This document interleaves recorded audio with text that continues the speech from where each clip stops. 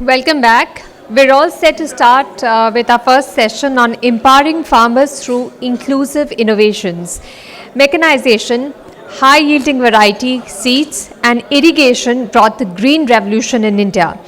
Given the deep penetration of the India stack in rural India, there are many innovations underway to bridge the digital divide and ensure that benefits of technological advancements reach the smallholder farmers. In this session, we'll discuss scalable models, grassroots innovations, and digital tools that empower farmers with knowledge, resources, and market access. Please welcome on stage our moderator for this session, Mr. Rakesh, Khar, editor, English Cluster, TV9 Network. Please give him a round of applause and welcome him on stage. He's a veteran media professional with more than 2 decades in print, television, and digital journalism, and is leading the business vertical content for digital platforms in TV9. Joining him on stage are our speakers in this session. Please welcome Mr. Vikramjeet Sharma, Program Lead, Regenerative Agriculture, AgriTech India. Please give a round of applause and welcome our speakers on stage. Please welcome Mr. Rakesh Gangwar, Managing Director, Mawana Sugars. Please welcome Mr. Anand Chandra, Co-founder and COO, Arya.ag. Please welcome Mr. Surinder Makhija, Chief Strategic Advisor and Senior Vice President, Jain Irrigation Systems. Please welcome Mr. Krishan Bir Chaudhary, Member, High-Level Committee on MSP and Agricultural Issues, Government of India, and President, Bharatiya Krishak Samaj. And welcome Mr. Prateek Rawat, Co-founder, COO, Absolute. Please give a round of applause to all our speakers on stage.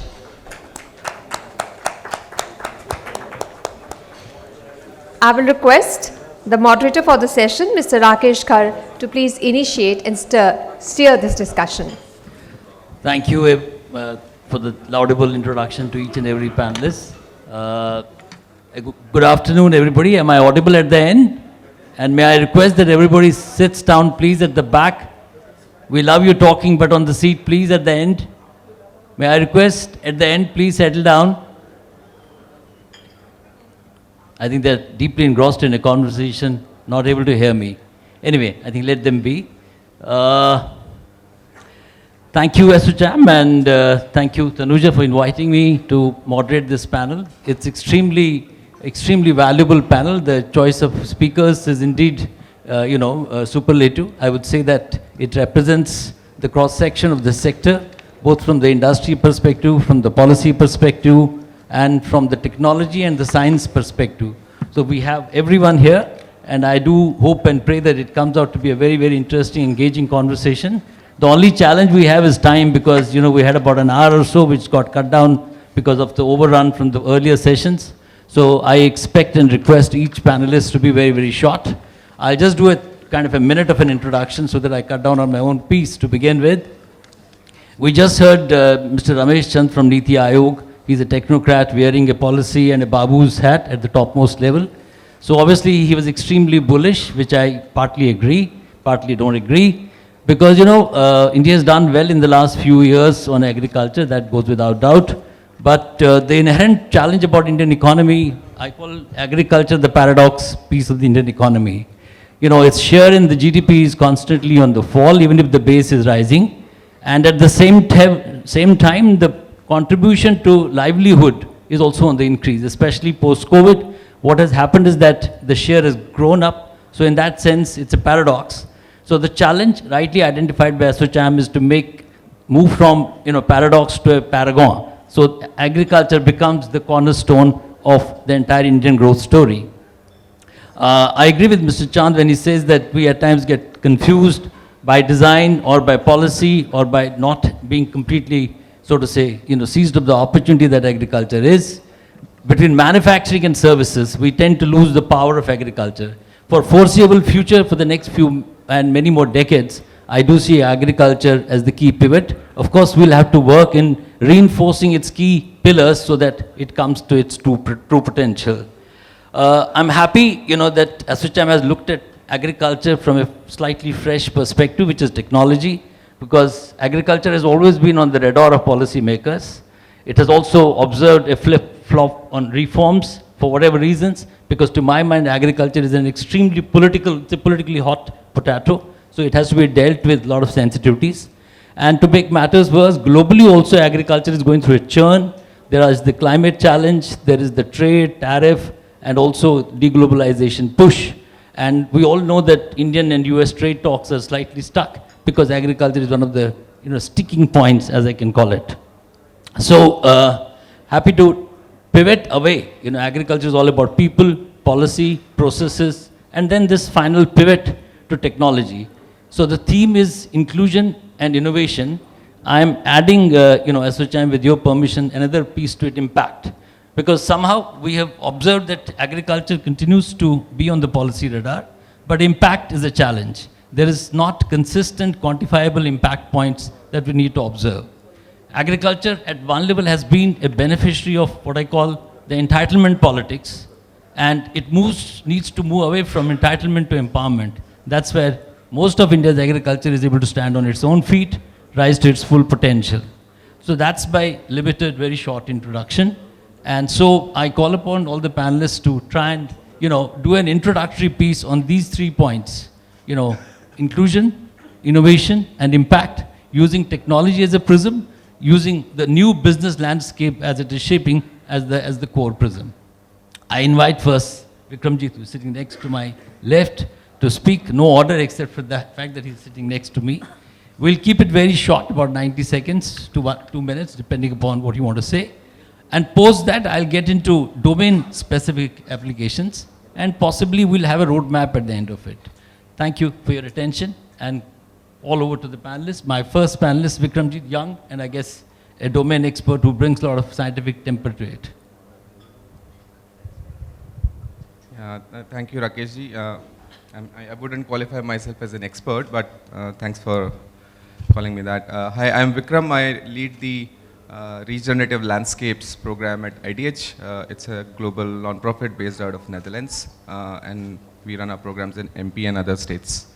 Very quickly, so if we look at in the last decade, I think there are 3 big changes that have happened with respect to AgTech, technology, innovation. One is there's a great amount of work that has been done on data side in India, right? So if we, our eminent panelists have already spoken about the AgriTech and other digital public infrastructure that has taken place. The second one is the JAM. So your Jan Dhan, Aadhaar, mobile has really transformed the way we are now looking at data, the way we are using data. And third is, I think a lot of impetus has been done on collectivization of farmers. So government has launched schemes through FPOs. Now there's been discussions on setting up bioresource centers. All of this collectivization of farmer has also given impetus to this. But what has also happened, where a slightly less optimistic way of looking at this is that while there's a lot of work done on data, there's a lot of work done on product, a lot of AgTech India, when they started, were very point-based solutions. So imagine you are a farmer, someone comes to you to sell insurance as an app. Someone comes to you and sell inputs, another app. Someone comes and give you weather advisory service, another app. So a lot of point-based solutions were offered to farmers, which led to a lot of data fatigue, right? What I have seen working in Africa, at World Bank, and at IDH and other places, that now the transition is happening from point-based solutions to platform-based solutions, right? Where you need to sort of offer bundled services. And that's, I think, where the impact will come. So that farmer doesn't need to speak to 10 different people to get services, it should get bundled services. So I'll take a... Yeah, interesting. Integration is happening. And, Mr. Gangwar, you are representing the industry, and, I think you have your own good, bad, ugly experiences, some learning in the last decade, from the prism of technology and that to the digital perspective.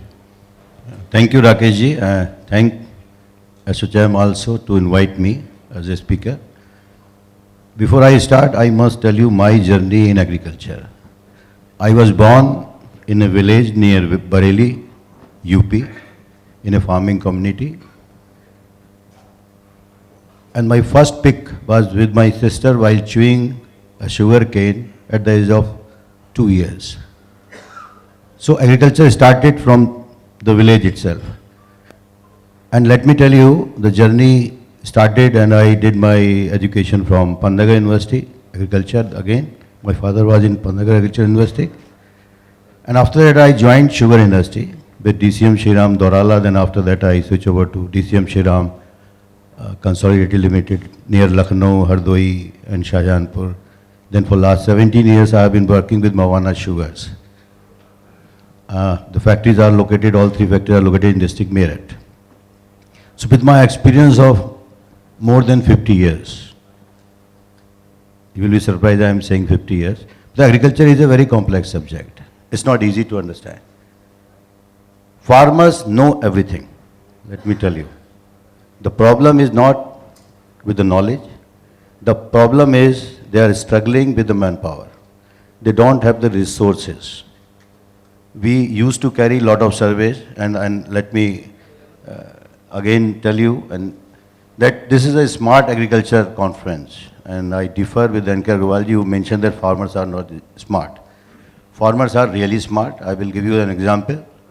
In UP, 10 years back, farmers supply cane based on the supply tickets issued by the mills. Now in UP, there is no paperwork. All the farmers, and we serve more than 5 lakh farmers in UP, and there is no paperwork. Farmers get immediate alert the moment purchase is issued. On the basis of SMS, the sugar cane is weighed at center or gate, and the moment the sugar cane is weighed, he gets an SMS showing the quantity, how much cane is weighed. The moment the cane payment is made, again he gets SMS that this much of payment he has received against this much of quantity. All the loan deductions are shared with the farmers. Farmers can access the portal. UP government has very good portal for them, and they are, very smart enough. I don't think there are farmers who cannot access the portal. The purpose of such conference is very serious. Serious in a way. Krishnabir ji is here and he may be remembering, उनको याद होगा कि जब MSP sugar में आया था तो उससे पहले इस तरह की कई कॉन्फ्रेंस हुई थी, कृष्णबीर जी भी थे उसमें. ये हमें लगता है कि एक केवल एक रूटीन की एक्टिविटी है, लेकिन ये जो गवर्नमेंट है ये बड़ा फीडबैक लेती है और ये असेस करती है कि इस तरह के प्लेटफॉर्म से, इस तरह के एसोसिएशन के जो हम डिस्कशन करते हैं, चर्चा करते हैं, उससे क्या निकल के आता है. तो ऐसा तो नहीं है कि ये यूजलेस हैं, निश्चित रूप से इसका फ़ायदा हो रहा है. और आज फार्मर्स को जो ज़रूरत है, जो मुझे लगता है, उसको सबसे ज़्यादा मैकेनाइजेशन पे सपोर्ट चाहिए. क्लाइमेट उसको बिल्कुल नहीं पता है. अभी हमारी इंडस्ट्री ने कुछ टाई अप किया है, can not disclose the companies जिसके साथ हमारी शुगर इंडस्ट्री स्मॉल लेवल पर और बाकी जगह टाई अप कर रही है. हम हर खेत की आर्टिफिशियल इंटेलिजेंस के थ्रू मैपिंग करा रहे हैं. एक यूएस की कंपनी है, एक ऑक्सफोर्ड यूनिवर्सिटी ने लॉगरिथम दिया है, और एक पूना बेस्ड कंपनी है जिसके संग मिल के एग्रीमेंट हुआ है. और 15-16 फैक्ट्रियों में ये काम शुरू हो रहा है इंडिया में. महाराष्ट्र में काफ़ी हो गया, लगभग 1000 एकड़ पे ये काम चल रहा है. तो आज ज़रूरत है किसान को ये बताने की कि आपके खेत में कब कीड़ा आ सकता है, सॉइल की क्या रिक्वायरमेंट है, कब उसे कौन सी वैरायटी लगानी है, फ्लड इरिगेशन देना है या ड्रिप देना है, फटी इरिगेशन देना है थ्रू ड्रिप. फार्मर को पता सब कुछ है, लेकिन उसके पास करने के लिए संसाधन या साधन नहीं है. I think this is the area where we need to support them, how we can support them technologically. That's right. Mr. Gangwar, like India, we keep saying that every district you move the market. Similarly, for farmers also, it's no one distinct identity. There is a farmer in Karnataka which moves from Odol to Medonapur. Similarly, in Maharashtra, India is a very, very diverse set of markets. In that sense, farmers are also part of the diversity. So they have inherent challenges which are very specific to them. But for the introductory remarks, may I request you to kindly chip in? No. Hi, good morning, everyone. Sorry, good afternoon. First of all, thanks to ASSOCHAM for having me as a panelist. So while we talk about Indian agriculture, we always talk about increasing the farmer yield, farmer productivity. I think one of the elephant in the room is the land, has been divided. What are we going to do about it? and how we're going to solve that problem, because land aggregation is going to be a challenge. If not recognized today, tomorrow it is going to come. It's already a challenge. It's already It's one been of a the challenge, yeah. and I don't see even in this conferences people talking about the entire first session. Nobody spoke about land aggregation as a challenge, because आप एक ज़मीन से कितना निकाल लोगे? Productivity 5% बढ़ाओगे, 10% बढ़ाओगे. When we talk about mechanization, उसकी cost कौन bear करेगा? See, end of the day is a circular flow of money. Either you give a charity directly to them or support them, or you make them capable to do that. So land aggregation has to happen. So we are having an old school of thought of MSP and trying to solve a problem for last 20 or 30 years, same problem of increasing productivity, seed variety. That's one side which is a smaller. I think the heart today needs a bypass on the old policies. We are done with putting those small stents in the heart to make it function. We need a bigger bypass to set up the ball rolling for agri. And no doubt in our core competency has been agriculture, and that's what will sustain us in future. So what Rakesh was mentioning, like at Arya, we have set up 17 smart farm centers, which are run by the women-led CVRPs. We call the commodity value chain resource person, and they are equipped with all this soil testing units, the seeds and all. So those infrastructures are getting built in. But again, the core problem will, as the land gets more fragmented, who is going to pay the cost for it? See, the smaller the unit, the smaller the problem. The bigger the problem is for them to afford. Affordability will always remain a challenge. So one way is you keep on giving subsidies and all, or the other way is you figure out to aggregate the lands. Because other than land aggregation, we don't have a problem. What we imbibe from the Western and European countries is a tech, but their problem is not land, fragmented. We have a problem of land fragmentation. So some of the technologies or the solutions which recently we have seen most entities copying or adopting may not work in India. Like I heard somebody talking about farm to fork. See, farm to fork is a challenge, and we always look the middleman as a villain in this sector. I believe they are the people who are ensuring that the price at which the produce is available to the consumer is at the least possible cost. You try to corporatize that cost, it will go out of the roof. Are we willing to pay more for it? Answer is no. So we live in a hypocritic society. We want the farmers to earn more, but we want to pay less from our pocket. So end of the day, if you want government to subsidize, government will take money from you only, whether GST or income tax and all. So it's all boiled down to. Interesting. I think, stents versus bypass versus the original, I think technology has two perspectives. One is that there's no one size fits all, because there's a templated solution required. And India has its own unique character. And the other challenge is falling land holding, leading to falling families. That leads to further societal mindset, or what I call societal mindset fissures, which create a roadblock. हमारे बीच चौधरी साहब है, वो veteran है, वो किसी तारुफ के मुल्तज़िर नहीं है. मैं आपसे निवेदन है कि ये जो इंटाइटलमेंट और एम्पावरमेंट वाला डिबेट है, जो चूँकि आप एमएसपी की कमेटी में भी है, सरकार पर लगातार दबाव बनता जाता है कि एमएसपी बढ़ाइए, कैटेगरी बढ़ाइए. ये जो मैंने अपने इंट्रोडक्टरी ब्रीफ रिमार्क्स में कहा भी, एग्रीकल्चर दुर्भाग्य से कितना पॉलिटिकली सेंसिटिव सब्जेक्ट हो जाता है. किसी भी रिफॉर्म की कल्पना करने के बाद, उसको कार्यान्वित करने के बाद भी हमने उसको वापस लिया. तो आप इतने वर्षों से इसको देख रहे हैं करीबी से, तो आपका विश्लेषण और क्या आगे का प्रिस्क्रिप्शन हो सकता है? धन्यवाद chairman sir. Friends, very good morning to all. किसान की स्थिति ये है कि जब हम टेक्नोलॉजी की बात करते हैं, तो मैं एक एग्जाम्पल तो देता हूं, जो प्रधानमंत्री किसान सम्मान निधि है, सिंगल क्लिक पर सभी किसानों के खाते में पैसा जा रहा है. ये डिजिटलाइजेशन का बड़ा एग्जाम्पल है और दुनिया में सबसे बड़ा एग्जाम्पल है. दूसरा प्रश्न हमारे सामने ये है कि जब किसान ज़्यादा पैदा करता है तो मार्केट में वो मरता है, और जब कम पैदा करता है नेचुरल डिजास्टर या और वजह से, तब भी वो किसान का नुकसान होता है. दोनों तरह से किसान अब किसान को बचाना कैसे है, सबसे बड़ा सवाल हमारे सामने, देश के सामने ये है. हमारी 86% लैंड होल्डिंग्स जो है लेस देन 2 एकड़ है आज. अब उसको हम कितना मैकेनाइजेशन करेंगे? क्या हम उसे कहेंगे कि आप ड्रोन लेकर और स्प्रे करिए जुडिशियस यूज़ के लिए पेस्टिसाइड का, क्या ये संभव है? उसके समाधान के लिए सरकार ने प्रयास किया। फार्मर प्रोड्यूसर्स ऑर्गेनाइजेशंस बनाने का उद्देश्य जो है वो ये है सरकार का कि उसमें कम से कम 300 किसानों का एक समूह बनेगा, और जब समूह होगा तो ज़मीन एक साथ जुड़ेगी और उसमें टेक्नोलॉजी का यूज़ होगा।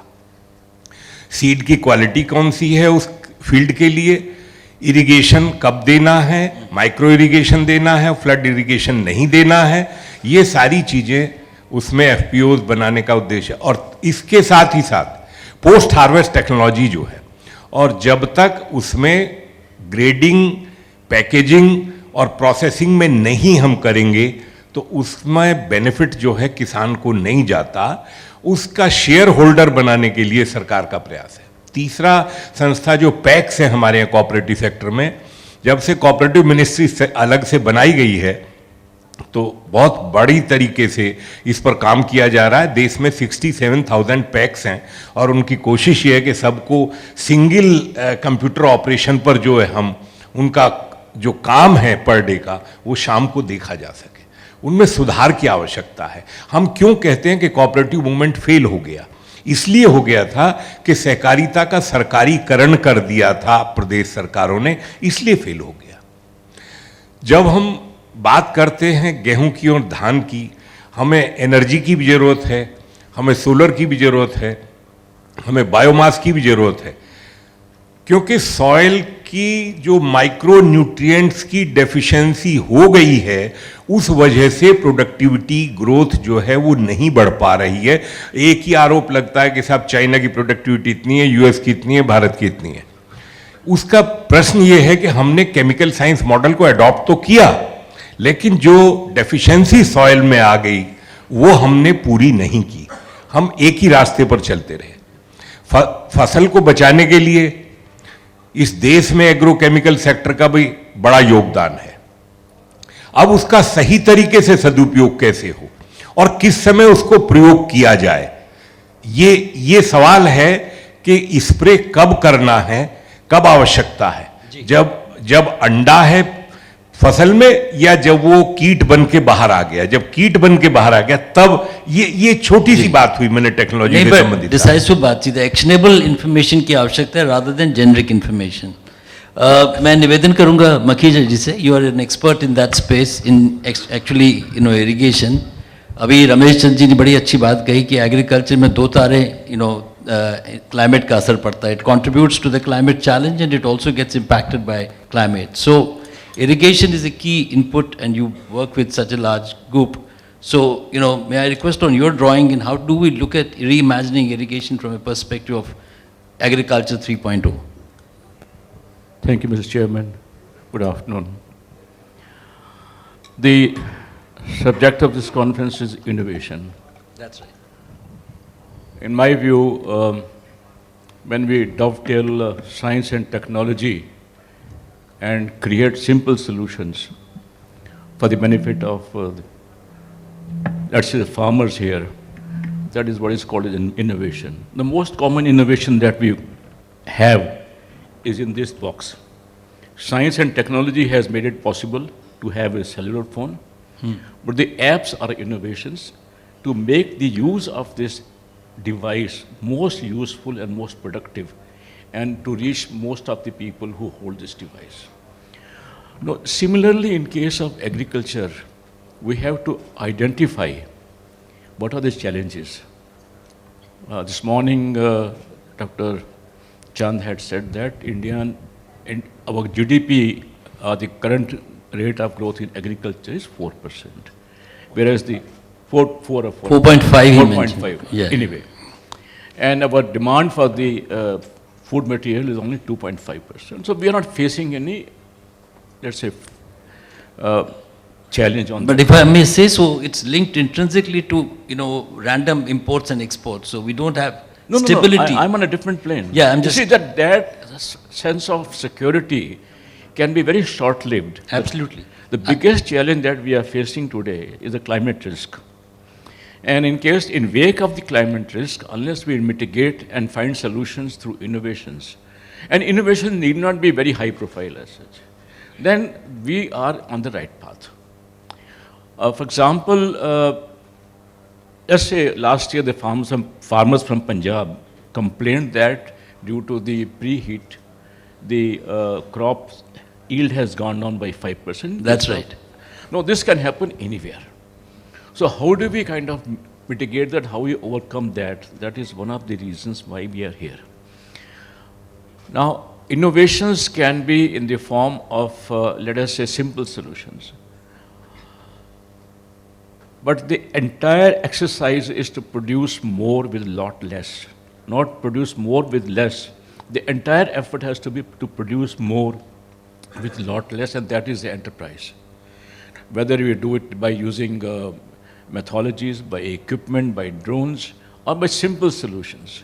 Now, we at Jain Irrigation, we are focusing on, let us say, micro-irrigation systems and creating value chains through micro-irrigation systems. Like, I could give you, I mean, we all know drip irrigation system definitely helps a lot in saving water, saving fertilizer, saving treasury, saving power, and enabling, say, food production or productivity by 50% to 300%. Dr. Gangwar is here, he knows how much benefit drip irrigation properly used and used in a very effective way with, with innovations can take up the yield of sugarcane from something like about 36 or 37 tons per acre to 100 tons per acre. And this is not in small plots or research plots. This is being done in Maharashtra, in UP also now it is being done.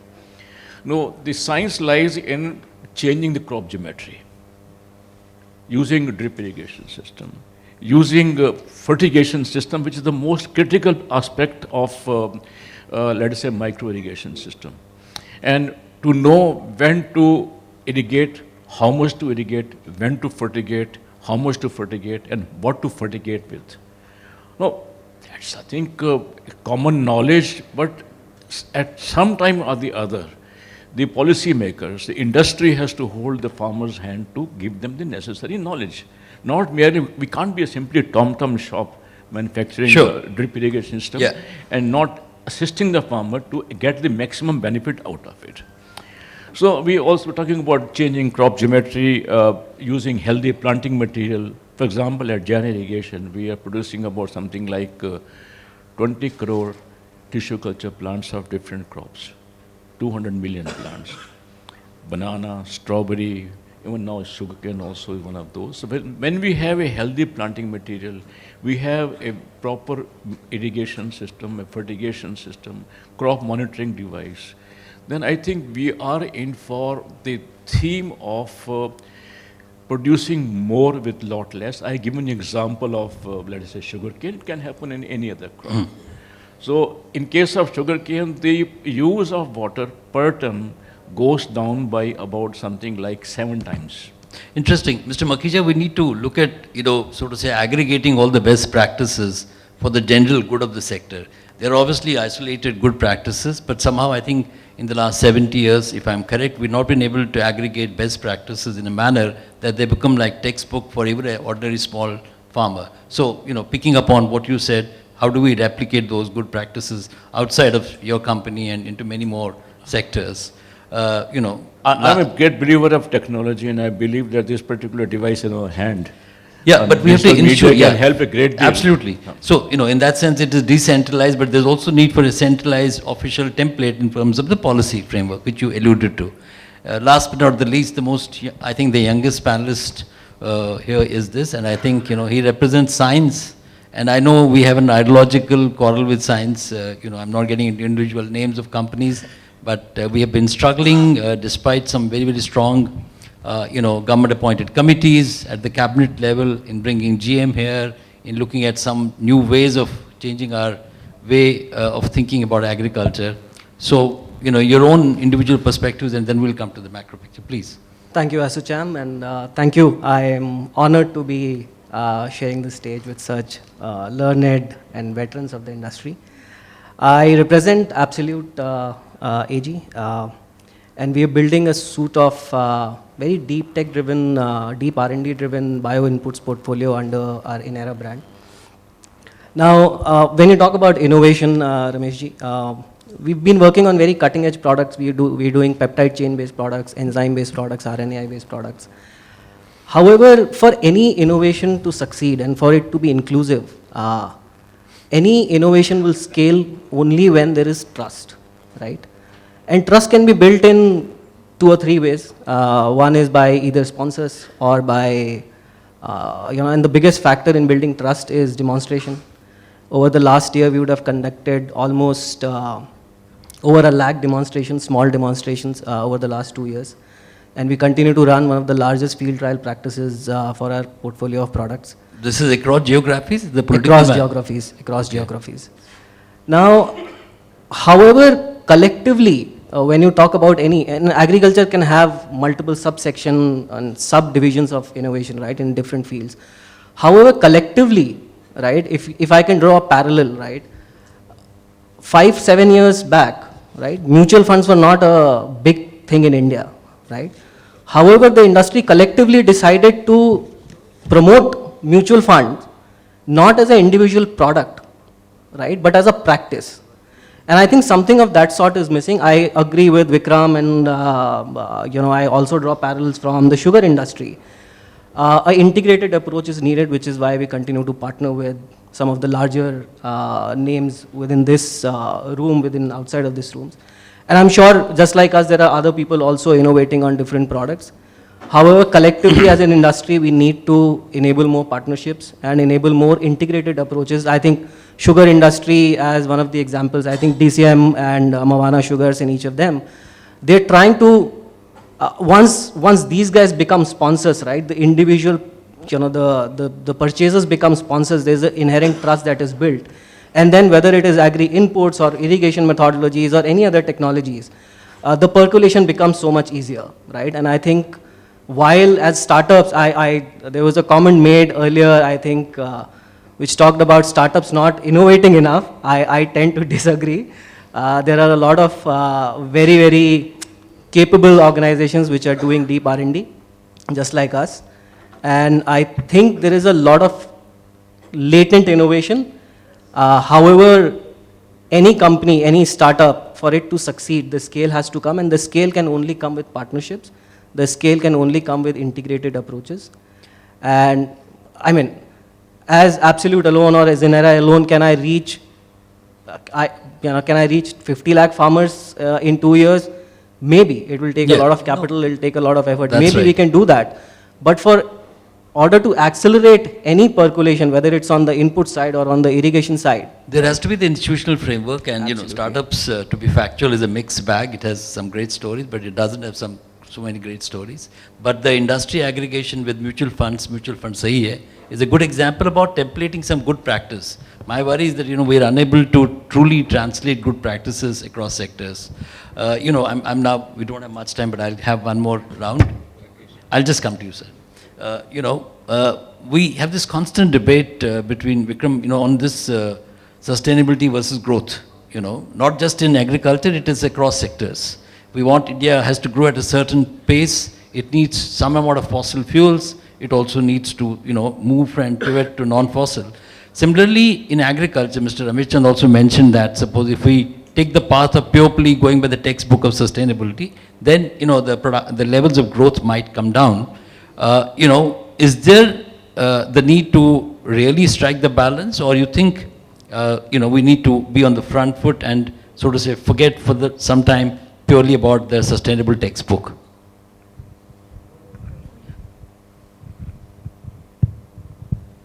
Yeah, I mean, there's no... It's working. I mean, there's no straight, easy answer to this question. I mean, if I just draw from Niti Ayog's literature also, and specific to agriculture, they call the emissions in agriculture as survival emissions, right? And the emissions in other sectors as luxury emissions. So the choice we have to make is, are we going to focus on survival emissions for our smallholder farmers, whose land size is becoming smaller and smaller, or there are other industries where there are luxury emissions that we need to rather focus on in the larger context of sustainability as a debate. But yes, I mean, we cannot also ignore sustainability within agriculture because it definitely is one of the largest contributor to greenhouse emissions. we export a lot of, I mean, we earlier spoke about exports, especially rice, cotton, but what are we actually exporting? We are not exporting rice and cotton, we are actually exporting our own water, because these are water guzzling crops that we are growing, right? So if you look at the base of it, it's the water that we are exporting. So certainly there are crops, there are sectors where we can bring more efficiency, we can bring more scale with the help of technology. Interesting. To get more sustainable production. Yeah, I think for an evolving economy, I think textbook play isn't advisable. We'll have to go by what is the immediate requirement. Sir, you know, you're a veteran yourself. Now tell me, the core focus of this session also was three TGs. One was women, small farmers, and the remote geography, which is like truly distressed rural India. From your experience, not just from your company, but as an industry observer and a veteran, you know, has there been some growth and movement in this, or there is still, these are laggard areas which really need fresh attention? Growth is, I mean, everyone can observe that growth is there. It is visible. You can't say that agriculture is not growing any further. You mentioned to some data by some speaker here also. But there is a lot of scope. As you mentioned that more than 80% or 85% farmers are marginal or small farmers. So land holdings are quite small. It's challenging for them. I repeat that farmers know the practices, but they do not know the resources, how to do it. Problem lies here. So, yeah, if we get specific, resources have various like logistics support. He doesn't know how to market. Sugar industry is a very consolidated industry. It's easy. Market is defined. For other crops, it is not defined. Even in sugarcane, we have distress in Karnataka. Yeah, it's a different location has different challenges. Secondly, in India, there is a problem that he mentioned that either farmer is in big surplus state or he is short of crop. So either he is struggling for excess production or lower production. Ultimately, he is being affected. So the government must plan, and now I think with the leadership of Shivraj Singh Chouhan, I am quite hopeful that Agriculture Department has been asked to focus crop-wise. Because there should be some policy. We should know which crop should have how much of area, and there should be marketability of the product. Secondly, I think mentioned by Dhanuka and UPL also, when a lot of spurious fertilizers and pesticides, when farmers are struggling with irrigation, are struggling with crop health, and are struggling with soil. These are the three major problems in agriculture. For agriculture, definitely drip irrigation may be a good solution. It will take time, especially in northern region. For fertilizer and pesticide, crop and soil health, I think the government has to make some action plan. More than 40 or 50% market is foolish market. Because now we are sitting here, we must be agreeing to that. And we are studying in our catchment area. When we go to the field, we always watch that farmers are using the pesticide which are not in the market. I mean, these are all local made pesticides being used by them and being sold to them by the local vendors. So I think these are three areas. Interesting. We need to address. Yeah. Anand, you mentioned already about the distressed fact of Indian agriculture of very, very small holdings, 85% of them. Numbers could vary from 80 to 85%. But you come from an investment background, you know, am I right? Or? No, we are a startup, we just... Yeah, I know, but you know, so investment is also seen as one of the, so to say, roadblocks when it comes to the agriculture suffering, both from the corporate sector and also, you know, as he mentioned, there is need for greater credit, there is need to invest in supply chains, there is need to invest in logistics. Who, according to you, I mean, you're a startup, but then given your expertise in the domain of investment, what, you know, there are investment funds which have happened excessively in the infrastructure sector, to put it as a case study, as a prototype. And India has done really well by committing certain capex at the official level in infrastructure. We've done that in agriculture also through a plethora of schemes, but is there room for a dedicated, focused fund to mitigate some of the challenges that our gentleman just now mentioned, and you also alluded to? So, Rakesh, we are a startup, well, we're now 13 years and we're the only profitable AgriTech in India, which is something which people talk about at EBITDA level, we are talking at PAT levels. That's interesting. The difference what we did not read the literature available. Unfortunately, the literature. 3 cheers for that. Unfortunately, if you see the literature. That is true of all successful startups. They don't Yeah. read the literature. They Yeah. don't talk to established textbook. Pardon me, but India, what is written about India is not true on the field. Like people talk about 15 to 20% post-harvest losses. Trust me, at a 350 million metric tons, you will see food grains on the road. It is not there. See, what we do is, I'm just taking a minute because we get carried away with the directions which the Western and European countries set for us. They suddenly will come farm to fork. You will have conferences on farm to fork.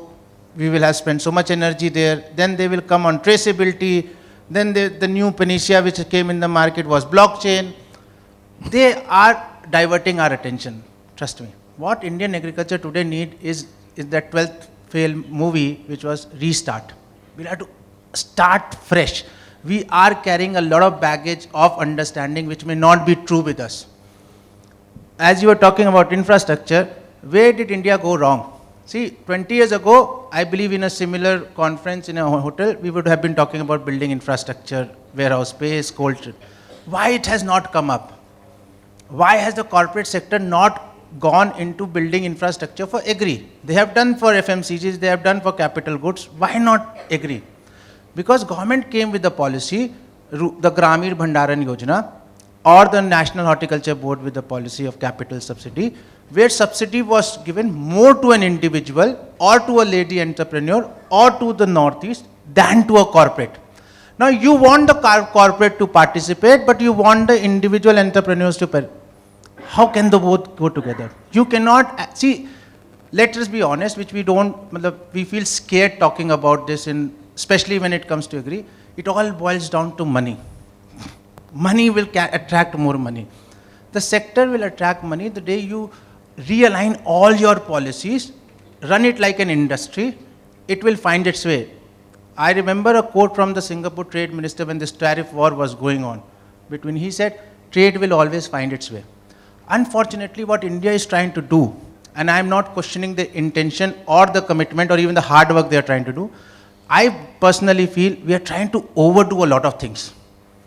See, as a country, you cannot get into buying of trade. See what is happening today, I have seen people not talking in the forum. We talked about surplus production going for ethanol manufacturing, right? Suddenly you have overcapitalized, the ethanol manufacturing. If all ethanol industries today run at their capacity, 20% is a lower number, we'll be touching 40 easily. Now what ethanol did, the byproduct is DDGS. Now that product goes to soya. So you saw soya industry taking a hit. Now suddenly you saw, okay, soya maize prices are going up for the poultry, we will bring in broken rice. So what you're trying to do is, you're trying to plug in, okay, there's a leakage here, you plug it there, then there's a leakage here, you try to plug it there. You're getting into a vicious circle. There is no harm in taking a pause and starting fresh without any knowledge. That's why I'm saying we have to leave the literature aside. Interesting. I think you made some very useful points. Chaudhary ji, आप सरकार नहीं लेकिन सरकार के प्रतिनिधित्व में आप कई कमेटीजों में हैं. 2 प्रश्न हैं. एक तो इनका मानना है कि एग्रीकल्चर को इंडस्ट्री का दर्जा तुरंत देना चाहिए और उसको इंडस्ट्री माइंडसेट की तरह ट्रीट करना चाहिए. दूसरा जो मेरा प्रथम प्रश्न था एंटाइटलमेंट और एम्पावरमेंट का, ये सब्सिडी, ये कैश ट्रांसफ़र, आप 2008 में तब के यूपीए 1 में 60,000 करोड़ का लोन वेवर हुआ था. तब से अब तक कोई गणना नहीं हुई जिसमें ये देखा जाए कि जिनको वो लोन मिला, इनका वेवर हुआ, उनकी स्थिति आज क्या है. तो मेरे हिसाब से as a journalist, we not domain experts, I think impact points and accountability और आउटकम्स की जो तुलना है वो बहुत कम है. क्या इस दिशा में सरकार सोच रही है और आपको क्या लग रहा है कि एक पैराडाइम शिफ्ट की ज़रूरत है, पिवट करना है, जो मैंने कहा, अगर एग्रीकल्चर को पैराडॉक्स से पैरागॉन बनाना है? राकेश जी, 2 बातें हैं, मैं फिर आपसे रिपीट करूँ. अभी जैसे जैन इरिगेशन के हमारे मित्र ने कहा कि ड्रिप इरिगेशन से पानी बचता है. ये सच्चाई है कि आने वाला समय पानी पर ही युद्ध होगा. हमें जानकारी है जिस तरीके से पानी डे बाय डे लेवल घट रहा है वो बहुत खतरनाक. डिमांड सप्लाई का क्या पा रहा है? डिमांड सप्लाई, मैं उसी पॉइंट पे तो आ रहा हूँ टेक्नोलॉजी के। क्या अभी तक पिछले 20 सालों में जो सब्सिडीज का पैसा दिया गया ड्रिप इरिगेशन के लिए, उसका किसानों को कितना लाभ मिला, उसका पानी की सेविंग कितना हुआ? उसके लिए टेक्नोलॉजी चाहिए कि इरिगेशन के लिए जो ड्रिप का सिस्टम है उसको हम चीपेस्ट प्राइस पर किसान को कैसे मुहैया करें। आज आम किसान ड्रिप इरिगेशन में नहीं कर सकता, अगर वो बागवानी करेगा तब वो कर सकता है। दूसरी बात, स्प्यूरियस पेस्टिसाइड की बात पे आता हूं मैं। इसका एकमात्र समाधान है टेक्नोलॉजी में, जिस तरीके से फार्मा सेक्टर का बिलिंग होता है इसी तरीके से सीड एग्री केमिकल्स का कोई भी डीलर है वो कंपनी का बैच नंबर, मैन्युफैक्चरिंग डेट से वो सेल करेगा। तब आप स्प्यूरियस जो बिक रहा है, और स्प्यूरियस क्यों बिक रहा है ये मैं आपको बताता हूं राकेश जी। मेरे मित्र बैठे हुए हैं, केंद्र सरकार चाहे जितना मर्जी कानून बना ले, स्टेट गवर्नमेंट है एग्रीकल्चर का, प्रॉब्लम है डिस्ट्रिक्ट लेवल पर। स्प्यूरियस बिक रहा है डिस्ट्रिक्ट लेवल पर, और जो रेस्पॉन्सिबिलिटीज हैं अथॉरिटीज की वो डिस्ट्रिक्ट एग्रीकल्चर ऑफिसर का है, डिप्टी डायरेक्टर एग्रीकल्चर का है। हम इसलिए टेक्नोलॉजी का यूज करना चाहते हैं क्योंकि गन्ने का कंप्यूटराइजेशन मैंने Indian sugarcane development council के चेयरमैन के नाते किया था। मैंने कंप्यूटराइजेशन के साथ साथ एडवांस में चार्ट फार्मर को मुहैया होगा और पेमेंट बैंक में जाएगा, ये मेरे हाथ के द्वारा किया गया। एथेनॉल की ब्लेंडिंग जो है उसको मैंने 92 ऑनवर्ड्स जो सरकार में रह के प्रयास किया, और तब 98 में जाके 5% ब्लेंडिंग शुरू हुई थी। चीजें टेक्नोलॉजी की जरूरत है, लेकिन हमें यह भी देखना है कि जो हमारा बेसिक फंडामेंटल्स हैं उससे हम रास्ता भटक ना जाए टेक्नोलॉजी के नाम पर। हमारी स्थितियां और हैं, और डेवलप्ड जो छोटी छोटी पॉपुलेशन है, हमारा तो उत्तर प्रदेश जो है कई सारे देशों के बराबर है।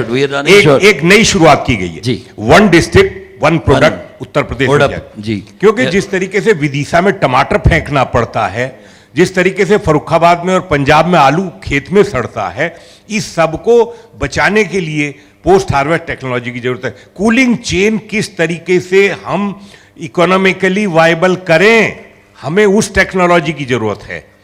हमें, मैं क्षमा चाहता हूं, बस 5 मिनट। एक और बात पे आई राकेश जी, असली मुद्दे पे फिर आप बात क्यों छीनते हैं मेरी? नहीं, आपको मुझसे माइक छीना जाएगा। मेरे मित्र सारे बैठे हुए, हमको ये करना पड़ेगा कि जब हम यूएस और ब्राजील और चाइना की बात करते हैं तो हमको भी देश के अंदर जो सरकार मूल्य घोषित करती है, मैं उस कमेटी का सदस्य हूं, इसलिए मैं आपसे बात कर रहा हूं कि जब हम कॉस्ट ऑफ प्रोडक्शन देखते हैं और जब हम उसमें सारा कुछ आंकते हैं तो हमें यह भी देखना चाहिए कि क्या वो बाजार में आज उस प्राइस पर किसान मिल रहा है, नहीं मिल रहा। आज की तारीख में मैं अभी इंदौर था 8-9 तारीख में, वहां सोयाबीन के फार्मर्स ने बुलाया था। क्या स्थिति हो रही है, कॉटन की क्या स्थिति हो रही है, मस्टर्ड की क्या स्थिति हुई है, मूंग की दाल की क्या स्थिति हुई है। हम एक तरफ तो हम कहते हैं शॉर्टफॉल है, हम ऑयल सीड में, हम पल्सिस में शॉर्टफॉल है, दूसरी तरफ जो किसान का क्रॉप आता है तब वो क्या हो जाता है शॉर्टफॉल को। मेरा सवाल ये है, तो